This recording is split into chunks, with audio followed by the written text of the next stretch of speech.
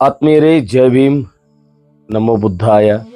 ನಾನು ನಿಮ್ಮ ಯಮನಪ್ಪ ಗುಣದಾಳ್, ಭೀಮಪುತ್ರ ಯಮನಪ್ಪ ಗುಣದಾಳ್ ಮಾತನಾಡ್ತಾ ಇದ್ದೀನಿ. ತಥಾಗತ ಭಗವಾನ್ ಗೌತಮ್ ಬುದ್ಧರ 2568ನೆಯ ಬುದ್ಧ ಪೂರ್ಣಿಮೆ ಹಾರ್ದಿಕ ಶುಭಾಶಯಗಳು ತಮ್ಮೆಲ್ಲರಿಗೂ ಕೂಡ. ನಮ್ಮ ಗುಣದಾಳ್ ಪರಿವಾರದ ವತಿಯಿಂದ ಸಮಸ್ತ ಜಗತ್ತಿನ ವಾಸಿಗಳಿಗೆ ಭಗವಾನ್ ಗೌತಮ್ ಬುದ್ಧರ ಹಾರ್ದಿಕ ಶುಭಾಶಯಗಳು. ಇವತ್ತು ನಮ್ಮ ಮನೆಯಲ್ಲಿ ಭಗವಾನ್ ಗೌತಮ್ ಬುದ್ಧರಿಗೆ ತ್ರಿವಾರ ವಂದನೆ ಮತ್ತು ಪಂಚಶೀಲ ಪಠಣ ಕಾರ್ಯಕ್ರಮವನ್ನು ನಾವು ಮಾಡಿದ್ದೇವೆ. ತಮ್ಮೆಲ್ಲರಿಗೂ ಗೊತ್ತಿರುವ ಹಾಗೆ ಜಗತ್ತಿಗೆ ಶಾಂತಿಯನ್ನು ಬಯಸಿದವರು, ಮನುಷ್ಯರನ್ನ ಮನುಷ್ಯರಂತೆ ಕಂಡವರು, ಸಮಾನತೆಯನ್ನು ಬಿತ್ತಿದವರು 2500 ವರ್ಷಗಳ ಹಿಂದೆ ಭಗವಾನ್ ಗೌತಮ್ ಬುದ್ಧರು. ಭಗವಾನರು ತಮ್ಮ ಇಡೀ ಜೀವಿತ ಅವಧಿಯ ಏನು ಒಂದು ಅವರ ನಡೆ ಇದೆ, ಅವರ ಜೀವಿತ ಅವಧಿ ಇದೆ, ಅದೆಲ್ಲವನ್ನ ಈ ಪ್ರಬುದ್ಧ ಭಾರತದ ನಿರ್ಮಾಣಕ್ಕಾಗಿಯೇ ಮೀಸಲಿಟ್ಟಿರ್ತಕ್ಕಂಥ ದಿನಮಾನ ಕಾಲ. ನಾವೆಲ್ಲ ಇಂದಿನ ದಿನಮಾನಗಳಲ್ಲಿ ನೋಡ್ತಾ ಇದ್ದೀವಿ, ಈ ದೇಶದ ಮೂಲ ನಿವಾಸಿಗಳು ಅದೆಷ್ಟು ಮೂಢನಂಬಿಕೆಯಿಂದ ಕೂಡಿದ್ದಾರೆ ಅಂದರೆ, ಪ್ರತಿಯೊಂದನ್ನು ತಮ್ಮ ಅರ್ಹತೆಗಿಂತ ಇನ್ನೊಂದು ದೇವರ ಮೇಲೆ, ಇನ್ನೊಂದು ಅಗೋಚರ ಶಕ್ತಿ ಇದೆ ಅನ್ನೋದರ ಮೇಲೇನೆ ಡಿಪೆಂಡ್ ಆಗಿರ್ತಕ್ಕಂಥ ದಿನಮಾನ ಕಾಲ ಇದು. ಸ್ನೇಹಿತರೆ, ಭಗವಾನ್ ಗೌತಮ್ ಬುದ್ಧರು ಅನೇಕ ವಿಚಾರಗಳನ್ನು ಹೇಳಿದ್ದಾರೆ. ಅದರಲ್ಲಿ ಒಂದು ಮಾತನ್ನು ಹೇಳ್ತಾರೆ, ಅವರ ಸತ್ಯವನ್ನ ಸತ್ಯವೆಂದು, ಸುಳ್ಳನ್ನ ಸುಳ್ಳೆಂದು ನಂಬುವವರು ನಾವು ಆಗ್ಬೇಕಂತೇಳಿ. ಅವ್ರು ಹೇಳಿರುವಂತ ಈ 2 ವಾಕ್ಯದ ಮಾತು ಅಷ್ಟು ಸುಲಭವಾಗಿರ್ತಕ್ಕಂಥ ಮಾತಲ್ಲ.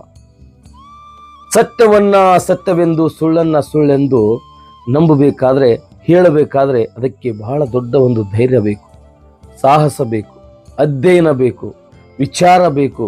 ಬಹಳಷ್ಟು ವಿಚಾರಗಳು ಈ ಒಂದು ಮಾತಿನಲ್ಲಿ ಅಡಗಿದ್ದಾವೆ ಸ್ನೇಹಿತರೆ. ಅಂತಹ ಮಾತನ್ನು ಹೇಳಿರ್ತಕ್ಕಂಥ ಭಗವಾನರು ಅವರ ಕಾಲಾಂತರದ ನಂತರ ಈ ಮನೋವಾದಿಗಳು ಭಗವಾನ ಬುದ್ಧರ ಧಮ್ಮ, ಅವರು ಕೊಟ್ಟಿರ್ತಕ್ಕಂಥ ವಿಚಾರ, ಅವರ ಆಚಾರಗಳನ್ನು ಈ ದೇಶವನ್ನು ಬಿಟ್ಟು ಹೊರಗಡೆ ಹೋಗಲಿಕ್ಕೆ ಪ್ರಯತ್ನವನ್ನು ಪಡ್ತಾರೆ, ಹೊರಗಡೆ ಕೂಡ ಹಾಕ್ತಾರೆ. ಅದಾದ ನಂತರದ ದಿನಗಳಲ್ಲಿ ಸಾಮ್ರಾಟ್ ಅಶೋಕರು ಬರ್ತಾರೆ.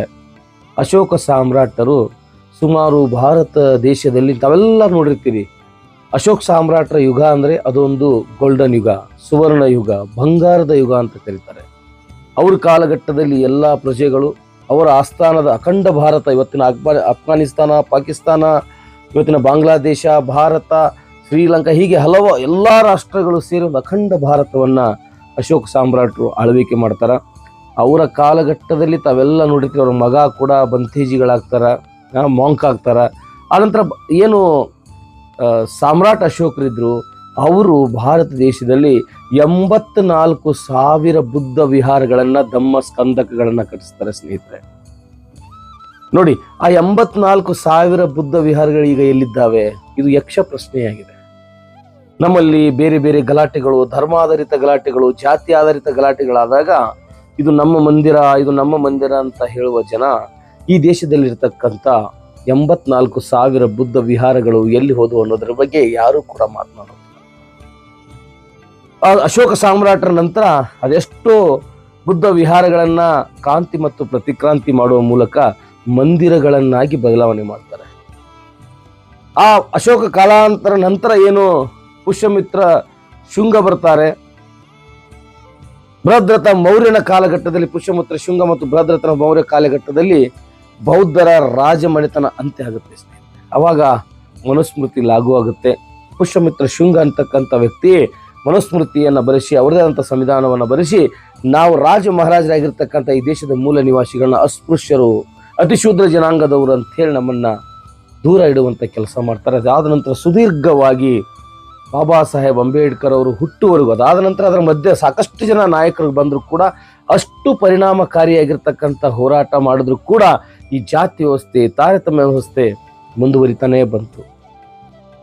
ಬಾಬಾ ಸಾಹೇಬ್ ಅಂಬೇಡ್ಕರ್ ಅವರು 1956ರಲ್ಲಿ ನಾಗಪುರದ ದೀಕ್ಷಾ ಭೂಮಿಯಲ್ಲಿ ಮತ್ತೊಮ್ಮೆ ಮರಳಿ ಬೌದ್ಧ ಧರ್ಮಕ್ಕೆ ತಮ್ಮ 8 ಲಕ್ಷ ಅನುಯಾಯಿಗಳೊಂದಿಗೆ ಹೋಗ್ತಾರೆ ಸ್ನೇಹಿತರೆ. ಅದಾದ ನಂತರ ಭಾರತ ದೇಶದಲ್ಲಿ ಮತ್ತೊಮ್ಮೆ ಬೌದ್ಧ ಧರ್ಮ ಪ್ರಜ್ವಲಿಸ್ತದೆ. ಬೌದ್ಧ ಧರ್ಮದ ತ್ರಿಸರಣ, ಪಂಚಶೀಲ, ಅಷ್ಟಾಂಗ ಮಾರ್ಗ, ಪ್ರಜ್ಞಾ, ಶೀಲ, ಕರುಣೆ ಈ ಎಲ್ಲ ವಿಚಾರಗಳು ಮತ್ತೊಮ್ಮೆ ಬೆಳಕಿಗೆ ಬಂದವು. ಇವತ್ತು ನಾಟಕೀಯವಾಗಿ ಕೇವಲ ಮಾತ್ರ ಅಂಬೇಡ್ಕರ್ ಸಾಹೇಬರು ಬೌದ್ಧ ಧರ್ಮಕ್ಕೆ ಹೋದ್ರ ಅನ್ನೋ ಕಾರಣಕ್ಕಾಗಿ ಅದೆಷ್ಟೋ ನಾಯಕರು, ಜನನಾಯಕರು, ಹೋರಾಟಗಾರರು ಇವತ್ತು ಭಗವಾನ್ ಬುದ್ಧರನ್ನ ಕೇವಲ ಮೂರ್ತಿಯನ್ನಾಗಿ ಇಟ್ಟು ತಮ್ಮ ಮನೆಯಲ್ಲಿ ಫೋಟೋಗಳಲ್ಲಿಟ್ಟು ಆಚಾರ ವಿಚಾರಗಳನ್ನ ಮೌಢ್ಯತೆಯಿಂದ ಕೂಡಿರುವ ಆಚಾರಗಳನ್ನ ಮಾಡುತ್ತಿರುವಂಥದ್ದು ಇವತ್ತು ನಾವು ಕಾಣ್ತಾ ಇದ್ದೀವಿ. ಆದ್ರೆ ನಮಗೆ ನಾಟಕೀಯವಾಗಿರ್ತಕ್ಕಂಥದ್ದಲ್ಲ, ಸತ್ಯದ ಕಡೆ ನಾವು ಹೋಗಬೇಕು, ಸತ್ಯವನ್ನ ಅರಿಬೇಕು.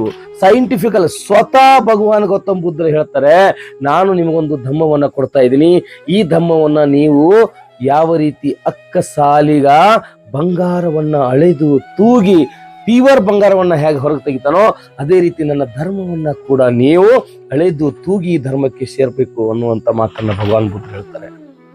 ಬಹುಶಃ ಜಗತ್ತಿನ ಎಲ್ಲ ಧರ್ಮ ಸಂಸ್ಥಾಪಕರಲ್ಲಿ ಬಹುಶಃ ಈ ಮಟ್ಟದ ಒಂದು ಹೇಳಿಕೆ ಕೊಟ್ಟಿರ್ತಕ್ಕಂಥ ಮೊದಲನೇ ವ್ಯಕ್ತಿ ಭಗವಾನ್ ಇರ್ಬೋದು. ಬೇರೆ ಬೇರೆ ಧರ್ಮಗಳಲ್ಲಿ ನೋಡಿದ್ರೆ ನಾವು ದೇವದೂತರು, ನಾವೇ ದೇವರುಗಳು, ನಮ್ಮನ್ನೇ ನೀವು ನಂಬಬೇಕು, ನಾನು ಹೇಳಿದ್ದನ್ನೇ ನೀವು ಕೇಳಬೇಕು ಅನ್ನುವಂತಹ ವಾದ ಇರುವಾಗ ಸೈಂಟಿಫಿಕಲ್ ಆಗಿ ವೈಜ್ಞಾನಿಕವಾಗಿ ನನ್ನ ಧರ್ಮವನ್ನ ನೀವು ಅಳೆದು ತೂಗಿ ಪರಿಶೀಲನೆ ಮಾಡಿದ್ರಲ್ಲಿ ಬನ್ನಿ ಅಂತ ಹೇಳಿದವರು ಭಗವಾನ್ ಗೌತಮ್ ಬುದ್ಧರು. 2568 ವರ್ಷಗಳ ನಂತರವೂ ಭಾರತದ ಭೂಮಿಯಲ್ಲಿ ಬೌದ್ಧ ಧರ್ಮ ಜೀವಂತ ಇದೆ.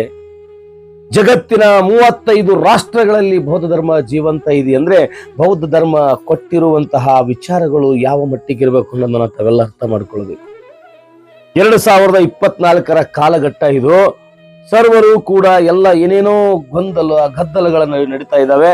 ಆದ್ರೆ ಇದರ ಮಧ್ಯೆ ಬೌದ್ಧ ಧರ್ಮ ಸದ್ದಿಲ್ಲದೆ ತನ್ನ ಪ್ರಜ್ವಲಿಕೆಯನ್ನ, ತನ್ನ ಶಾಂತತೆಯನ್ನ, ತನ್ನ ಒಡಲಾಳದ ಸಮುದ್ರದ ದೊಡ್ಡ ಮಟ್ಟದ ವಿಚಾರಗಳನ್ನ ಇಟ್ಕೊಂಡು ಕೂತಿರುವಂತ ಸ್ನೇಹಿತರೆ, ಈ ಸಂದರ್ಭದಲ್ಲಿ ನಾನು ಹೇಳುವಂತದ್ದಿಷ್ಟೇ, ನಾಟಕೀಯ ಜೀವನಕ್ಕಿಂತಲೂ ವೈಜ್ಞಾನಿಕ ಜೀವನ, ಸತ್ಯ ದರ್ಶನದ ಜೀವನ ಮಾಡುವಂಥದ್ದು ಅವಶ್ಯಕತೆ ಇದೆ.